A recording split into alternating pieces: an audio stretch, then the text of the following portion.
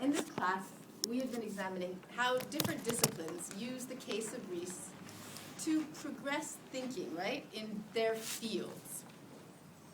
How the academic world, but also inevitably the world, responds to Greece. How sociology uses the case of Ottoman Greece to rethink how and why empires last, or history, the case of Salonika, to show how cities sometimes tell a much more heterogeneous story than the nations that they presumably belong to. Or cinema, right, where we looked at the case of Angelopoulos. We're going to look at the case of architecture and how something like a concept of critical regionalism really came out of Greek modernism, and Pikionis and Konstantinidis. And what we are going to do today, we were originally today, right, we were going to talk about anthropology, right, and what kind of, I mean, it's a very rich bibliography, anthropology, with Greek, using Greek ethnography for all sorts of ideas. Honor, family, patronage, sort of this idea of cultural intimacy that Hertzfeld was talking about. And we're not really going to focus much on that, but I think in a sense it does help us. As I was talking with George before, realizing he's a sociologist at heart. And so there's some of these things that really came out, and I think we will come back to them. But then we were given this opportunity, and as we all know, George Papandreou is teaching a course. Oh, good. Nenny's here too, Panerga, our anthropologist. Okay, so George Papandreou is teaching a course at SIPA this spring on the challenges to democracy and governance in times of global crisis. And so I asked him if he might talk to us about what Greece, again thinking about how Greece as a case enables different fields, different disciplines to think about and to progress their thought, to see what Greece enables us to see and think about the crisis, and how does the world use Greece as a kind of compass. What does Greece and the crisis enable politics and economics to do? Of course, we were all very excited when he said yes. And of course, while our course got slightly off course because of his generosity, it's kind of interesting because his course that he was teaching kind of got off course because of Cyprus, right? And so I think that we're going to have... Maybe you're off course because of Cyprus. So I was sort of thinking we're very lucky because we actually get, you know, again, if we're thinking of crises and things as opportunities, you know, in that good old ancient Chinese way, well, we actually get the Greek case, but also the Cyprus case. I mean, these are very sad moments, but they're also moments for great reflection and interest. So we get to quiz him also and ask him questions about Cyprus, which is really on all of our minds at the moment. So we're really grateful that he has taken the time to be with us tonight. Especially when I hear that your course is already over, so you could leave. You decided to stay. But I thought by way of an introduction, I would just read through a little bit of his biography, just a very brief biography, because basically the story of you, your father, your mother, your grandfather, is the story of modern Greece. I mean, and since the sort of mid-20th centuries. I mean, they're so intertwined, and that when you start telling some of your own story, it really tells a much larger story. So I was just going to give a little background that way, because I think everybody knows of you as the Prime Minister, but not everybody knows a little bit of where that came from. And so I'll just go over what is kind of an official biography and give us a little background, and then go into the questions and then hand the floor over to you.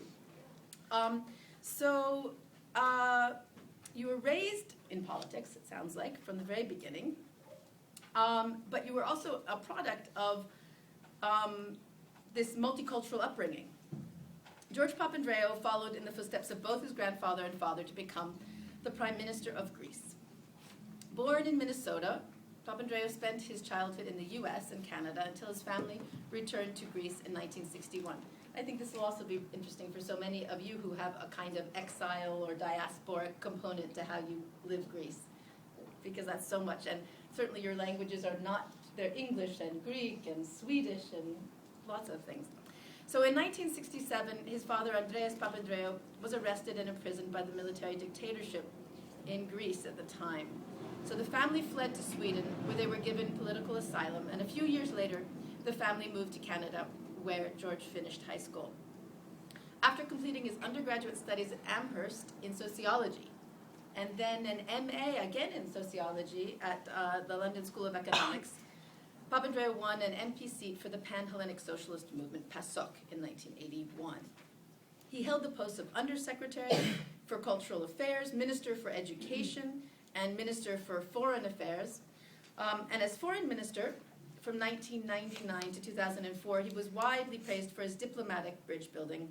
He successfully negotiated better relationships with Turkey. He played a key role in the negotiations that led to Turkey's EU candidacy in 1999 and Cyprus's entry into the European Union in 2004. He also, at that moment, was a strong supporter of the program in Hellenic Studies and made possible a matching grant with the Onassis Foundation, which enabled us to be a strong presence on campus. And we were talking a little bit about what it means to be somebody who thinks about how whole ministries are put together and why you would put a Ministry of Education or tourism together with culture. And so these questions were actually, all of a sudden I realized, oh, that's been orchestrated, that's been imagined. You do that for a reason. We can even come back to that because it was interesting. So he, in 2004, Papandreou was elected leader of PASOK, and he was prime minister from October 2009 to November 2012, and retained the position of foreign minister and continued to strengthen relationships with Southeastern Europe. But this is also Stathis Boris, another of our Hellenic Studies faculties. Okay, and so he continued to strengthen relationships with Southeastern Europe, promoting a zero-problem neighborhood policy. Around the world, Papandreou deployed green diplomacy, calling for the protection of the environment. Above all, George Papandreou is a firm believer in all-inclusive democracy. He championed human rights at home and abroad and actively seeks to maximize citizen participation in governance through information technologies. His leadership of PASOK became tied, I think, in the popular imagination with a new stormy era that we're all in the middle of, right? In which certain kinds of ideas about accountability and transparency became really central and discussed topics. And they're tied with this, and I think that we'll talk about language and how you introduce certain words and how it gets redeployed. That was something that we were talking about on our way over here. So we are really fortunate to be able to ask ourselves how you envision the future of Greece and Europe. And what we're going to be doing right now in the class is working through the readings and questions that a lot of the students have already posted on. How does the crisis reshape our economic concepts? How does it redefine how we imagine areas and regions, Europe, the Mediterranean, the Balkans? How do politics and economics use comparative cases differently from sociology literature? What does it mean that you studied sociology and in order to be a politician? Or in the article that we were reading by Mark Mazoura in The Nation, how, as somebody who had studied history and sort of economic history, why he was suddenly at this moment moving towards literature in that article, right, and drawing on a lot of literary texts. And finally, what does it mean to think about these questions about Europe's future as a leader and not as an academic and as a politician, not as an analyst? What does it mean to make decisions really quickly rather than after years of studying in the stacks? So we're very, very pleased to have you here. Thank you. Well, it's both a pleasure and an honor to be here with you, and I'd like to thank Professor Van Dijk for inviting me, Professor Yevrakis, and I have had a good time here at Columbia while here doing this course. I see Leon was in my class, and I was thinking maybe, just as you were talking, maybe I would start with a little story. Leon's heard the story, but gives you a little bit of my life, but also sort of more personal way of looking at some of the history of Greek politics a little bit. Part of the history of Greek politics, or what's happened in Greece over the past decades. Just after the dictatorship in 1974, we were in exile. We were living in Canada. I was partly in Sweden, a little bit in the United States. I decided to, sort of as a homage, to walk to my grandfather's village. My grandfather's village is on a mountain called Erymanthos, Hercules, the boars, and so on, and one of the Herculean feats, overlooking the island of Zakynthos and a bit further down Olympia. It's just outside of western city called Patras, and with me was my Swedish girlfriend. We got our backpacks on, and we started walking towards this village called Kalenzi, and it was about a 2-day walk from Patras, a day and a half or so. So we got to first village.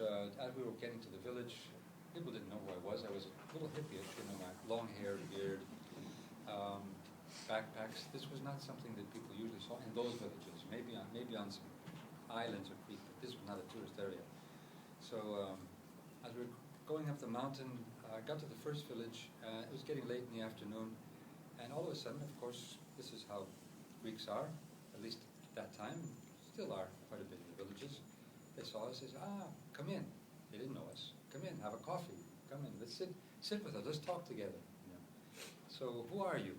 Let's sit down. So we started talking, and they said, okay, why don't you spend the night here? So we spent the night in somebody's home, just like that. Got up in the morning, started walking up again. And there was a village just before my grandfather's village, Kalenzi, which was at the top, the highest village. Pine tree, what do you call it? Elata, what do you call it? Gooseberries, yeah, we're there. This shows that it's very high. But we got to a village a little bit just before that, and there were lots of kids playing. And it brought to me an image of when I had gone to my grandfather's village, coming from California, where my mother has sort of a good do-gooder, Midwestern American from Chicago, had gathered up a lot of clothing and shoes and things like that, and taken them to this village in the 60s, early 60s. Now this was 74. I remember going there in the 60s, and thousands, it seemed to me like thousands of children coming out, but all were barefoot. And she handed out shoes, and we handed out clothing and stuff like that. So that was the 60s. 70s now, after dictatorship, we reached this village. I see these children, they're playing soccer, podosfero, football, if you're European. They looked, one kid looks towards us, and there's a smile, and then there was a shock. There was a sense of shock. The Swedish girlfriend was blonde. And he started shouting, "The Germans are coming, the Germans are coming." Now, I was shocked. No, it's a true story. I was shocked too, but then I remembered, of course. Just on the other side of the mountain is Kalavrita. Kalavrita is when, what happened during the Nazi occupation is that after a bout with some Germans were killed, the Nazi army rounded up all the male population and shot them dead. And about 1,000 houses were ransacked or burnt down. But this was 1974. We're talking about 1943, I think it was, when this happened. But of course, today when you go to Kalavrita and this small massacre compared to the Holocaust is commemorated, the German ambassador is there, the German officials are there, and they commemorate with us. That's very different Europe, sort of. So, but the story doesn't end there. Had to go. We kept on going up to the village. I reached the village, and it's midday. People were sleeping, siesta, and there was somebody. Obviously, didn't have a house, but he had brought his family there in a tent outside the village, just for the village entrance. And his family was sleeping in the tent, and he was out there smoking a cigarette, thinking and looking at the beautiful sea from the far. And he looks at me, and I asked him, I wanted to go to my grandfather's house where my grandfather was born. So I said, do you know where George Papandreou, that's my grandfather's name, is? We in Greece tend to give our grandchildren the name of grandfather or grandmother. And he looks at me and says, who are you? And I say, well, I'm just a relative. I'd like to find out who this is. No, who are you? What's your name? I just sort of wanted to be anonymous then. I didn't really want, I wanted to sort of, this was a personal homage, but so I said, my name is George Papandreou. He looks at me and says, George Papandreou, well, do you have any relation with George Papandreou? He said, yeah, he's my grandfather. And your father is Andreas Papandreou? I said, yes. He says, hold on a second. He kissed me, he hugged me, and so on. Goes into the tent, and he pulls out a young girl, around 7 years old, with hair down to her knees. And I say, what a beautiful daughter. It's a nice thing to say. He says, no, she's not a daughter, she's a son. I said, but what about the hair? I've been waiting for your father for 7 years to come and baptize this child. And then we will cut the hair. Now, I said in my inside as a poor child. But here you had sort of two, if you like, two different thought processes. First of all, on the one hand, this real sense that I don't care. We're Democrats. We're against the dictatorship. We will. The dictatorship could have been 14 years. I don't know if the boy would have kept the hair till 14 years old. But a person so dedicated to say, I will resist this dictatorship in my way by waiting for the return of Andreas Papandreou and the return of democracy. But on the other hand, also a sense, I need a protector. This is how politics is and was. I need somebody to come and baptize my child who is going to be the godfather, who is going to be in this clientelistic system where you don't have institutions which are strong. You don't have a state which had protected the people, because people had gone through civil wars and gone through wars and gone through famines and gone through lots of upheavals. So how do I protect myself? I can't rely on the state. I have to rely on some strong politicians. So you have this too. The one, this need for freedom, but on the other hand, the need for a protector also. But he said, of course, but since your father's not here, you're going to baptize this guy. So I did. And the shock, I think, was to the kid when his hair was completely shaved off after the baptism. And when I then got into politics some years later, I really felt that we have to change this clientelistic system. But of course, they came to me and they said, you can put him into public office, or you can employ him into The child. The child, of course, yeah. He was grown up. He was the age of, pretty soon. I think a few years after when I was in politics. So I said I didn't want to do it, but I said I can't not do it since I can do it, and I did. One of our, I feel a little bit sinful, but this is how politics was. But that didn't mean I didn't fight for a change in that system. And we actually found a number of young deputies saying, we have to change this clientelistic system of, just simply doing things through, who you know and who is your friend or who you have in power and so on, and bring in meritocracy, But by then, we had also become part of the European Union. And the European Union, of course, came in and we were brought in quite quickly. Giscard d'Estaing, and the president of France, said we have to bring Greece in because it's the cradle of democracy. But we never went through a process that other countries went through in Eastern and Central Europe only a few years ago, when in order to become part of the European Union, you had to go through the so-called Copenhagen criteria. Now, what are the Copenhagen criteria? They are basically lots of criteria that you have to meet to be a modern democratic nation. Now, why wouldn't Greece go through this process? Well, we were on the winning side of the Cold War. So Greece, Spain, Portugal, even though dictatorships, but on the winning side of the war, we were never really asked to make deeper structural changes. There were a number of changes we had to make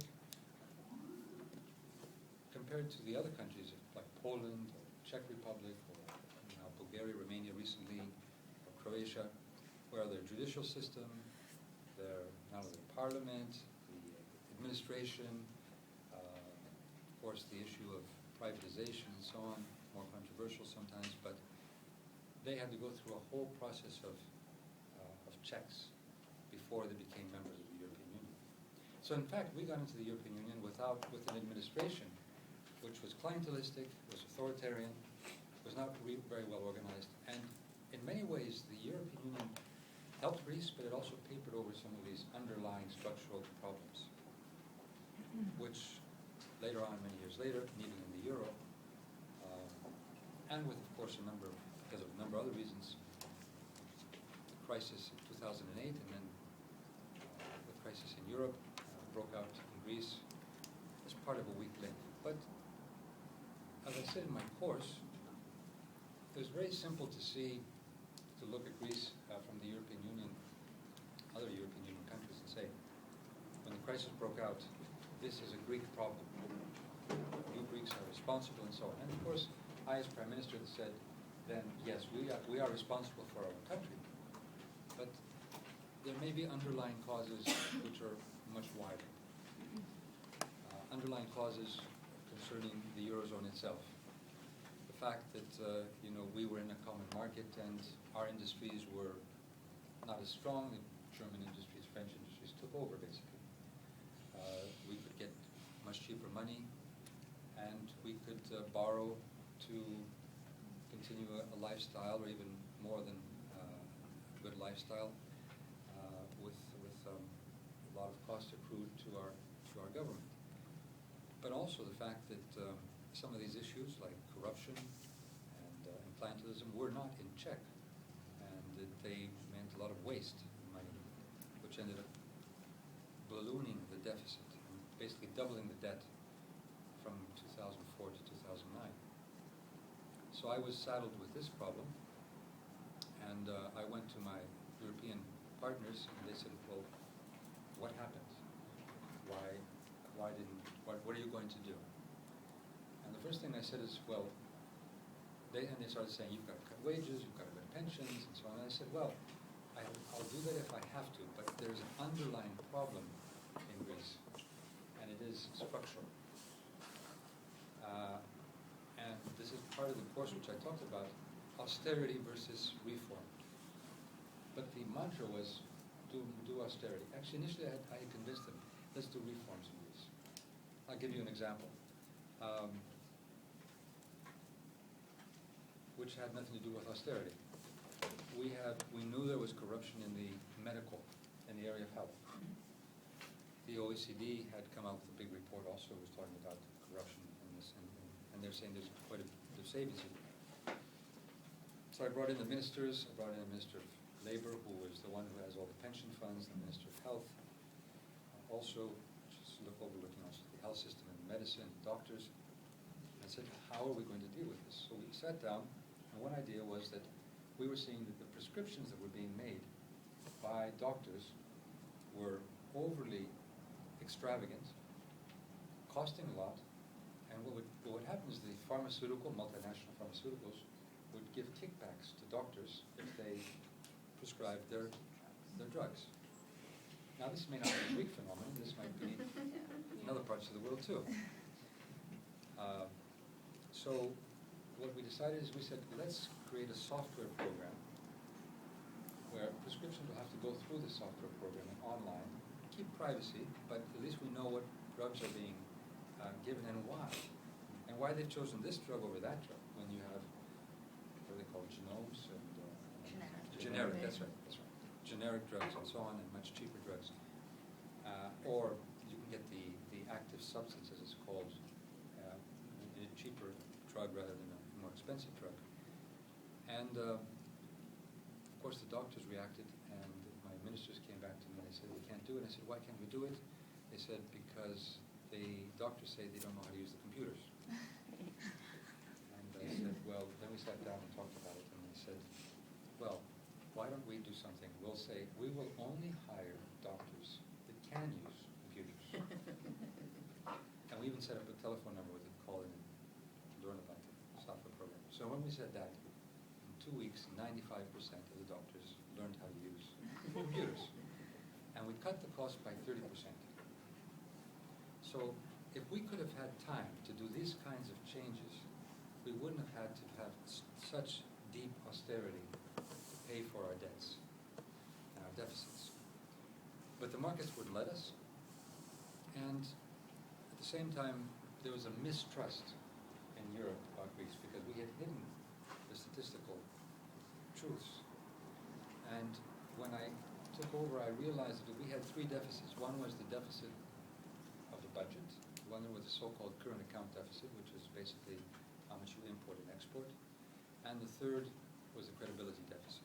And I felt that the credibility deficit was the most difficult, the worst, because if you had the credibility, you could go out in the market and borrow, and they would say, okay, I trust you. But if they don't trust you, then they really needed to see you going through pain and difficult decisions in order to create a credibility.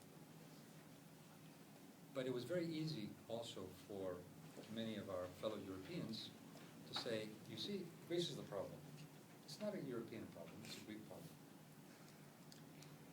But then Portugal started coming into the picture, Ireland, and then Spain and Italy in a different way, recently Cyprus. Well, there are still those that say, well, Cyprus is a unique case. These are Russians that have put their money in, Spaniards, they've spent too much money on construction, the Irish, they have their banks. But in the end, it is a systemic problem. And so there were some problems in the Eurozone. And we can get into those if you like. But it was a very nice scapegoat to scapegoat Greece and say, since it's a Greek problem, you can solve it. We'll help you a little bit, but some loans, but actually quite a bit. But we'll get them back. But it's a Greek problem. Because if everybody had realized that it was not a Greek problem, it would have meant that Europe would have to change itself.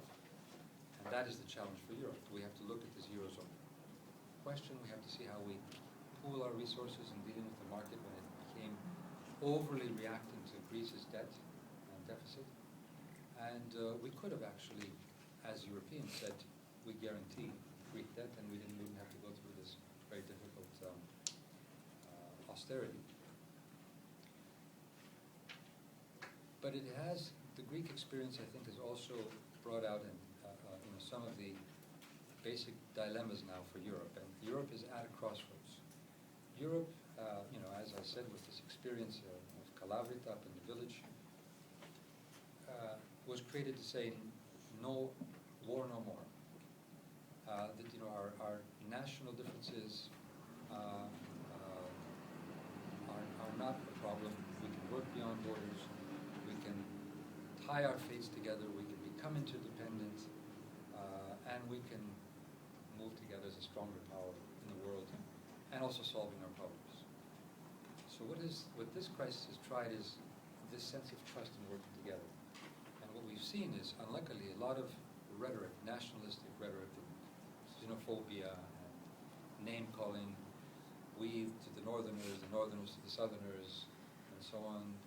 Greeks are lazy, Zorba, Ouzo, you have too much time in the beaches. Well, that's what they see when they come, of course. That's what they want. But in fact, according to OECD figures, we work the hardest in the European Union, according to the OECD figures. I think after the South Koreans, we are the hardest working in the OECD countries. And of course, as far as reforms are concerned, the last 3 years, we have now, the last 2 years, been number 1 in OECD as far as reforms are concerned, and changes. So there is a very simplistic stereotyping of Greece, which is avoiding some of the deeper problems we have to deal with in Europe. Because what we did have in Europe, and what we hopefully still do have, is this capacity to say, okay, we are different nations, different traditions, we've gone to wars, we may have different languages, we may have different ways of looking at things, but we can pool our resources and work together. And that's not only a model for Europe, That's not only a model for peace, it also is a model of how we should deal with global problems, because today, you look at the financial crisis, we were hit by international financial markets. This was not something that one government could deal with. I could have done, as we say in Greece, somersaults.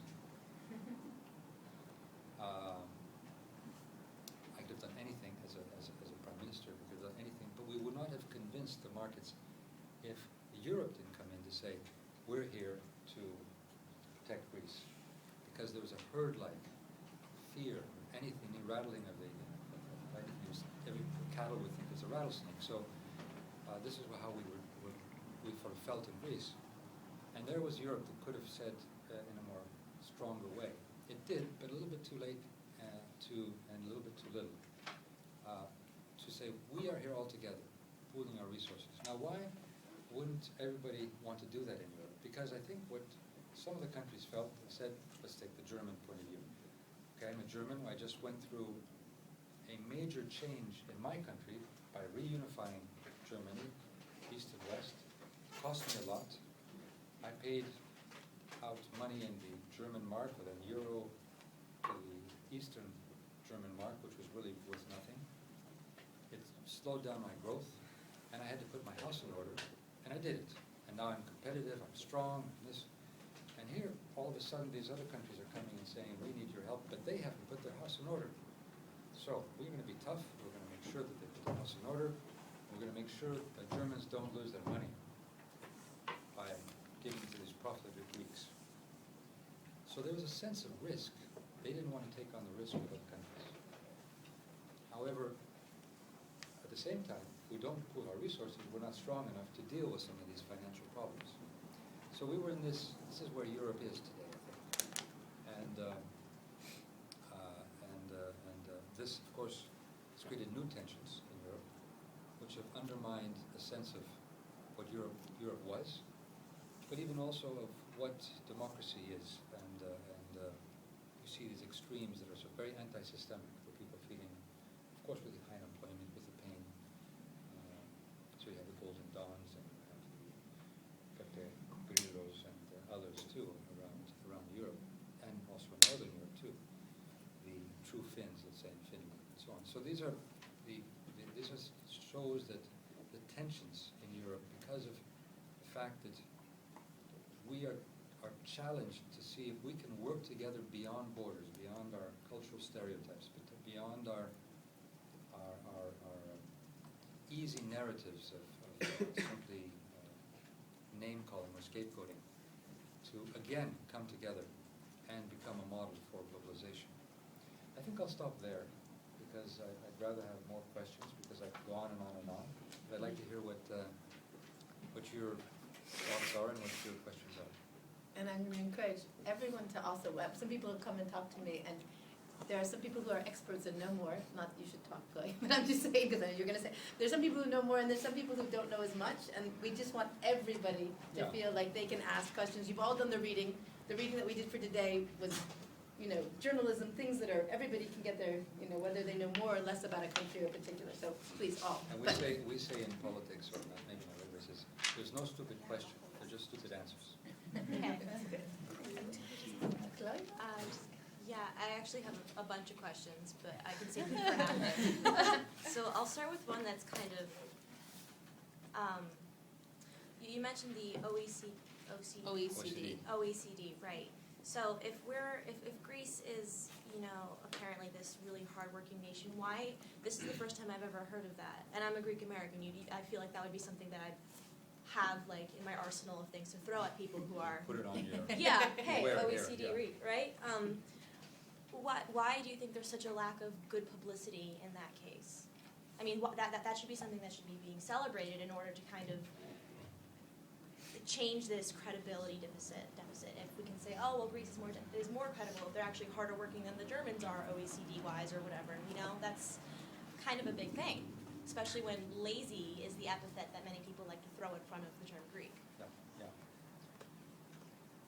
I think, first of all, there's certain images that people have of Greece, so they're maybe predominant. So it is, people do have the images of, let's say, Santorini or Mykonos or Zorba. Right. But go, and I'll talk about the private sector now because that's what we're talking about. If you go to the private sector, Greeks work hard.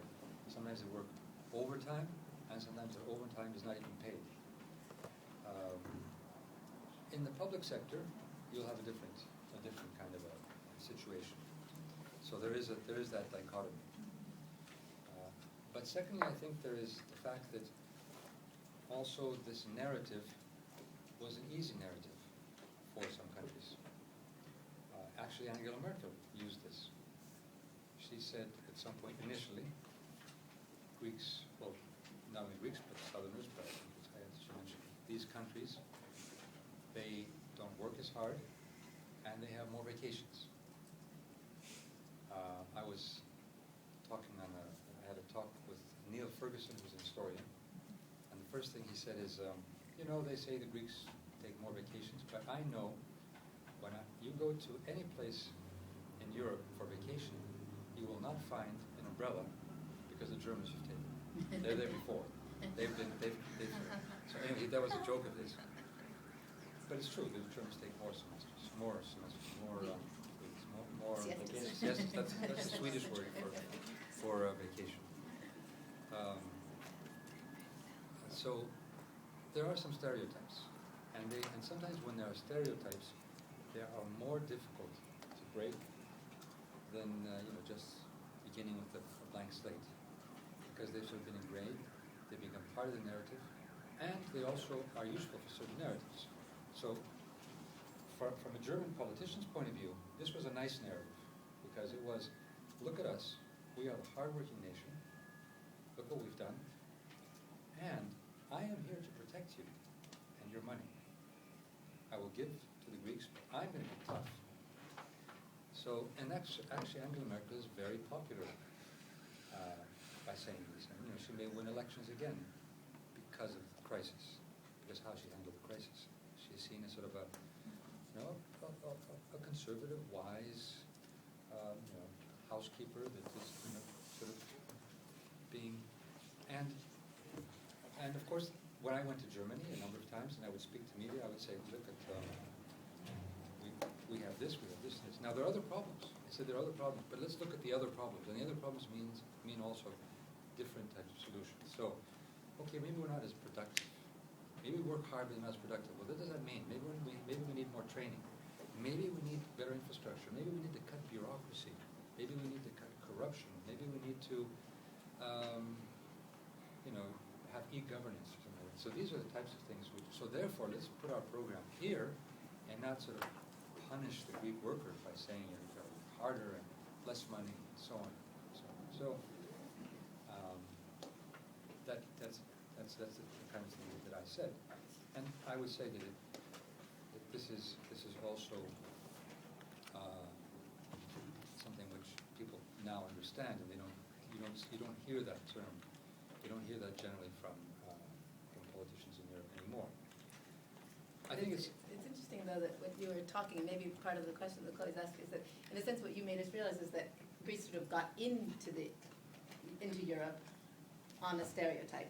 That's right. And now it's being sort of kicked out or not on another stereotype. Or being punished on another stereotype. Right. That's right. And that in some ways, when Chloe's saying something about the diaspora or the America, so one of the questions that comes up is sort of what is the role of how these stereotypes almost get manufactured and kept up in the diasporic communities in a way that is, that could be, and I remember it when you were Minister of Foreign Affairs, you worked really hard trying to get because you keep talking about Europe, but what about the United States, and how did and Australia and all the Greeks in Germany for that matter, and how did you? Well, yes, first of all, those who are in the diaspora know that Greeks can work hard and that Greeks can thrive. So I use that quite often. I am also a child of the diaspora, and I use that a lot often in Greece, saying, obviously, it is the situation, the conditions, the environment, the structures that are very crucial. So we need to make these changes in Greece to make sure that to be more productive. Of course, I think there's another question of media and how media is used. And this is, and we have one thing that I realized. I've been in politics many years. But at some point, when the crisis was there, we were front page, maybe even more than a year, almost every day. Front page, and internationally. And, first the news was, so I go to Japan or Africa or Latin America, and the Greek Prime Minister, so they know that I'm sort of identified with this crisis. But one thing I also realize is that the speed of the crisis, the speed of media, is also undermining our institutions and our capacity to deal with these problems. And you want to deliberate. I'm a person that I really wanted to deliberate and discuss and bring in people to see how we can deal with these issues. But the speed of the market today, the speed of how things happen, is undermining our capacity. I'll give you another example. Meeting in Brussels, all the 27 members of the European Union, prime ministers and presidents, were around the table, a little bit bigger than this. We chose to meet on a Sunday. I'll tell you why. We were hammering out the program for Greece, for helping Greece, loans for Greece, but also a program that might work for Portugal and Spain or Ireland. So Spain didn't, in the end, go into this program. It hasn't yet. Around 10 to 2, somebody shouted, "We've got to finish. It's 10 to 2 in the morning. We've got to finish." And I sort of said, well, why should we finish it? We usually work on early till the morning and so on, if we have difficult decisions to make. And I said, well, why 2 o'clock? I mean, what's the deadline for 2 o'clock? And he said, at 2 o'clock, the markets are opening up in Japan. So we were trying to prepare to make a decision in Brussels in 10 minutes because we didn't want havoc to be created in the markets in Japan. Now, as a leader of a nation, of one nation, how can we deal with these forces? And even when as a European Union, it's very difficult. And if you think of the stock markets that are now computerized with super computers doing super mathematical things, which sometimes even no human being even knows what they're doing, and this goes way beyond what our institutions could do. So, in a sense, we're talking about. There's another question which we talked about in my course, which was, how can you have democracy beyond borders? How can you have democracy if the powers that be are so beyond our nations and also much more powerful than us? I mean, some of these hedge funds have more money than we have in our budget, and they can make a lot of noise.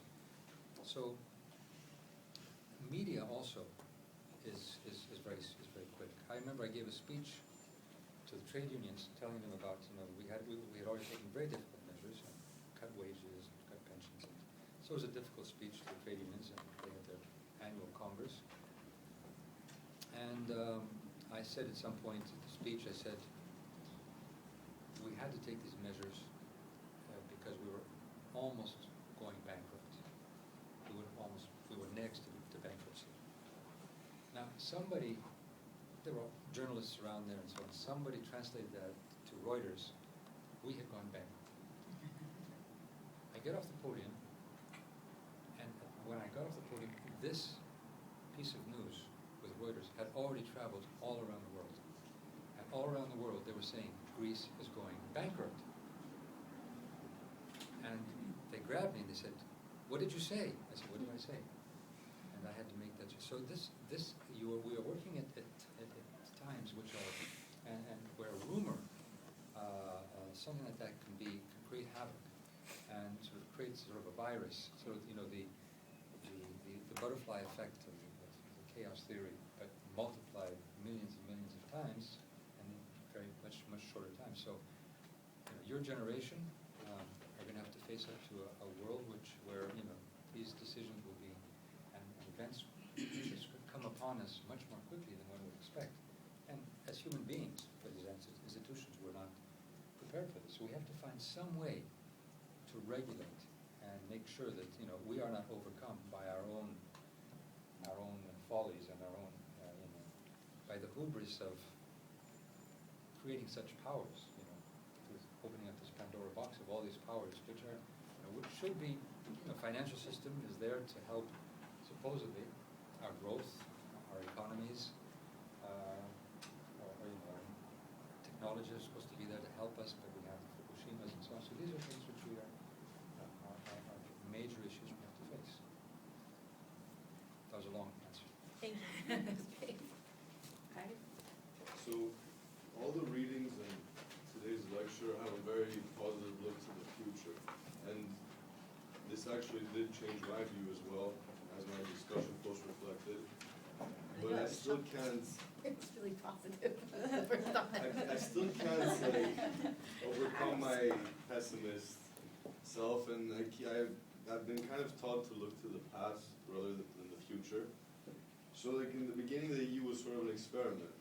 It was just a bunch of diverse cultures that were put together under a central leadership, but they kept their own autonomy. And what comes to my mind with that is the beginning of the US, where there was a union between a much larger landmass. But the difference that I saw is that there was no attempt for hegemony in the US. But today what I am seeing as a citizen of Europe is a clear German hegemony, which historically leads to conflict. And again, historically, such dominant countries tend to fight for their own interests. And I'm just wondering, as a Greek, what tells me that we are not just having an illusion of participation in such a union, and why like the future may unravel positively instead as other times where there was a dominant power and have a violent resolution. Well, that's a good question. It's, the future is partly in our hands. Since we've put that question on the table, we have to, as Europeans, deal with that. And that's a question people will ask you, will mention it in Europe. They will say, you know, have we, and there are even politicians that come out and say, well, are we moving towards a German hegemony? And I was quite, in Europe, Europe is governed a little bit like, I know there must be quite a few Americans here. Let's say you have 50 states. If you had 50 governors getting together making decisions without a real president, the 50 governors choose somebody to sort of chair the meetings. So that's the president of the European Union. And now it's a guy called Van Rompuy, Belgian former prime minister. So he chairs the meetings. He's called the president of the European Council, but he doesn't really have that much authority. So if you're 50 governors, obviously wouldn't New York, or let's say California, or maybe Illinois or Florida, wouldn't they have greater weight? Obviously. they It's have like the greater weight. electoral college. What's that? The electoral college. But that's for elections. Right, but that, again, like one Yeah, place carrying yeah, more that's weight. right. But that's okay. It's true. But then you have two chambers in the U.S. So you have the Senate, which is where everybody's equal, and then you have the House of Representatives, which is a representation of the population. In Europe, there's been a lot of discussion about this, but we're sort of there. We're not yet at this federal level. First of all, we don't elect a president. One of the ideas which has come out of this, and I have been a proponent of this for many years actually, is to say, let us elect from our people a president of the European Union. Even if that person doesn't have as much power as the U.S. president, he or she will have such credibility and legitimacy to be able to call in Merkel and say, you sit down here, you represent the Germans, but I represent the European people. Call in Sarkozy, or call in Papandreou, or call in whoever else, and say, let's sit down and work this. There's nobody there in Europe to do that. So then what happens then, it's easy to gravitate to the stronger, because then they sort of, if they want to, they can sort of push things through. And in crisis times, when you're in a crisis, what do? If you're in a crisis, if there's something very dangerous, you you either take on the leadership or you look to the leader. In the family, what is the father? Maybe the mother, it depends. But in a crisis, don't you sort of immediately look to who's going to protect me, who's going to deal with this? So during the crisis, it was easy to gravitate towards Germany, and it was also easy for Germany to use its position to impose its terms. Obviously, Germany is saying, I don't want to be hegemonic, but they're saying, what I'm doing is I'm just telling you what's right. Now, what's right for them is, of course, the German approach, or at least the approach of the German government. But that is a problem. Can we overcome it? I think we can. Now, can we be optimistic is another question. I like to be optimistic about it because otherwise I wouldn't be in politics. I believe we can change things. And if we don't believe you can change things, then things won't change anyway. Battles that you don't fight are certainly battles you will lose. You may lose them if you fight, but you have a chance of not losing them. So this is a battle worth fighting to change Europe, to really move forward. What are the types of changes? Let's see if we have a more democratic Europe, so that, yeah, you can say as a citizen of Greece or even or whatever, that those people up there are representing me, not representing the balance of powers between nations. Second is to do more cross-cultural. Does anybody know the Erasmus program in Europe? The Erasmus program, for those who don't know, is the exchange of students between countries, and it's paid by the European Union. Well, one of the proposals I also made, and some others have made, is why don't we have an Erasmus program for the unemployed? We have 60% unemployed youth in Greece, the same pretty much in Spain. Why don't we have a program from the European Union, funded by the European Union, where they get a voucher, each unemployed gets a voucher, and some of the basic expenses paid to go and retrain anywhere in Europe they want to go. And then sort of, this would be a European project, but it would also bring the younger generation together to see how we can work together. Because the younger generation, your generation, is much more multicultural than my generation, or even previous generations. We live in a multicultural sort of environment, and it's much easier to do this, so this is something we can do. But I think we also need to change the discourse, the wordings that we were talking about, the things. So if you continue to say this is a Greek problem, then there was always, you continue to blame the Greeks, and if something doesn't go well, doesn't go right, again, it's the Greeks do that. That's what I was trying to say. We have done more reforms than any other country, and yet, this problem hasn't been solved. Well, it's easy to blame the Cypriots by saying, obviously they have a responsibility for the banking system. But let me just think, you're a small island, you're a divided island, part of your island is occupied. You're not sure about, your economy is you're in a difficult region. Turkey's on the other side, Middle East. You've gone through, you're a young nation, 1960 basically, was liberated from colonialism under the United Kingdom, British Empire. So all of a sudden, there are these people who want to come and invest their money in your country. It's not wrong, and some of it may be laundered, but some of it's a lot of legitimate, or at least legitimately bringing it in. If they don't go to Cyprus, they'll go to the Cayman Islands, they'll go to Luxembourg or Switzerland and so on. So why is the Cypriots supposed to pay for this when, their banking system, yes, was too big, it was 8 times the GDP of their economy. But in Luxembourg, the banking system is 20 times the GDP of its economy. So why should we punish Luxembourg? So these are the kinds of stereotypes. While not looking, rather than looking at some of the structural things which I like to talk about, sociologists, and talking with some of the economists, I almost always, there's an interesting recent book by a Turk called Acemoglu, called Why States Fail, or Why Nations Fail, where he talks a lot about these institutional issues. And I think we have to look at some of the institutional questions when we're talking about these problems. You look at the Balkans. not only Greece, but even more problems. I was this morning talking to the Rockefeller Foundation here. They have a program on the Western Balkans, and they're looking at the problems of corruption, of institutions in some of the Balkan countries, the newer Balkan countries. And they're saying that's where we need to put our emphasis to really do institution building. So I think we need to get away from the discourse of labeling the problem as national, your culture, that culture, and so on, and look at the deeper issues of the structures and some of the history that's behind that, which has, created some of these tendencies. I was wondering if you could speak a bit more into the case of Cyprus and how a recent decision to stay or leave the Eurozone would have affected your optimism for this more integrated democratic governance of Europe. Well, Cyprus is, I think, was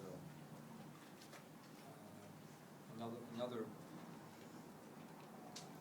badly handled case, and of course, very painful for the Cypriots.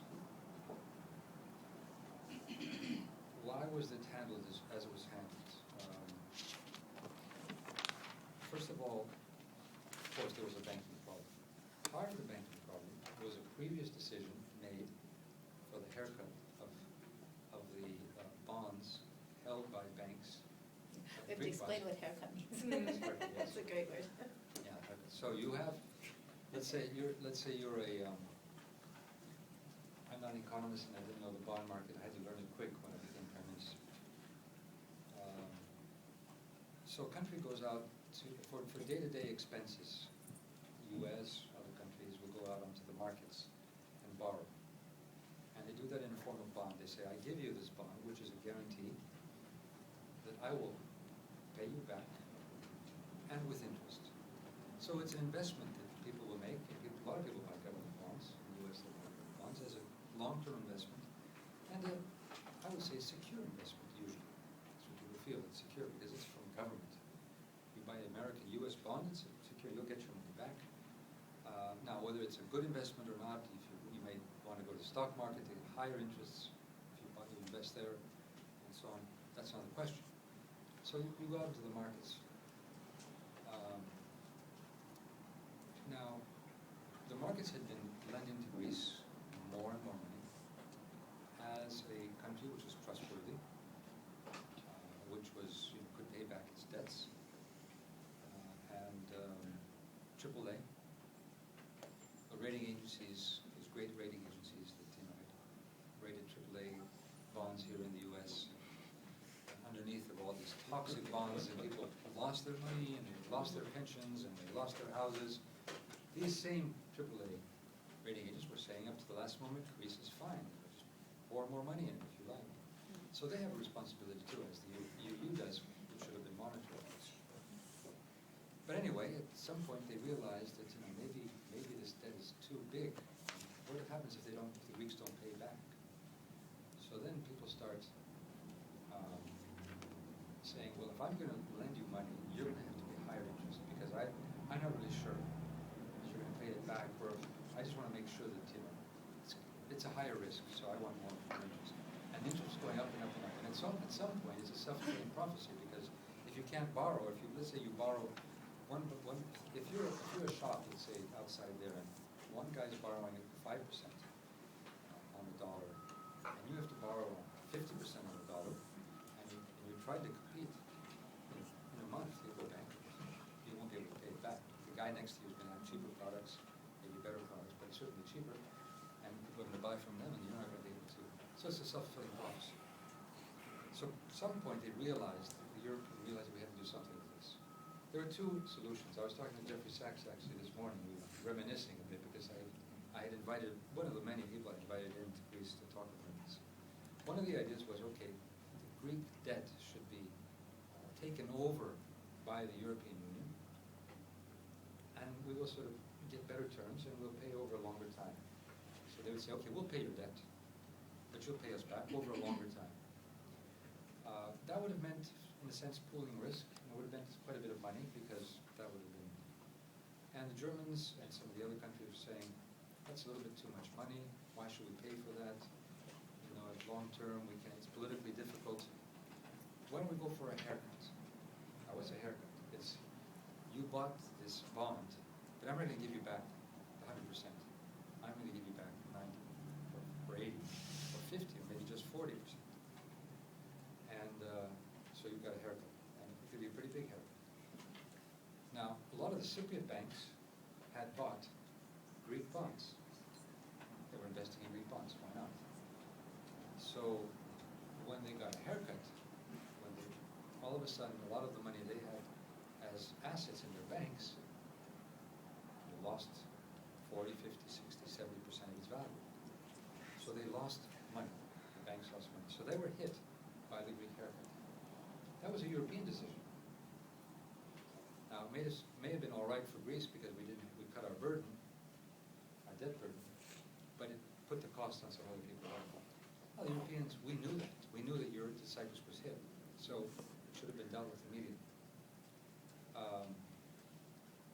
So that's just to give you the loop about the bond issue. So that was one thing. Then there was, of course, the recession. A lot of the banks in Cyprus were investing, as in Spain, in summer houses and so on. And this was a big industry. But with the recession after 2008, people weren't buying these houses, or they lost their value. So there was a bubble which burst there also. And of course, a lot of the loans that went out all over the world. I mean, Cypriots would lend not only to Greece, but they would lend to the Russians and other parts of the world too. So they were in a difficult situation. Now there were two ways you could deal with this. The banks all of a sudden don't have the assets to be viable. So one thing you can do is you can say, okay, I'm going to come and give you money to recapitalize your banks. What does that mean? I'll give you the necessary capital so that your bank is viable. You have certain amounts of monies which you need to have in order to be able to be function. Otherwise, you close. The Germans said, we can't do that. Why? Because why would we want to save these banks that have been lending to the Russians? And why would we want to save the Russians also? So again, you come into a very peculiar kind of a politics, which was targeting certain Russian oligarchs that had invested in Cyprus. But if the problem with Russian oligarchs, talk about it with Russia, or make sure there are no ways that the tax havens around the world, talk about that as an issue. Cyprus isn't the only place in the world. Why should Cyprus be punished? Why not punish everybody? Or in this way, do some kind of international regulation.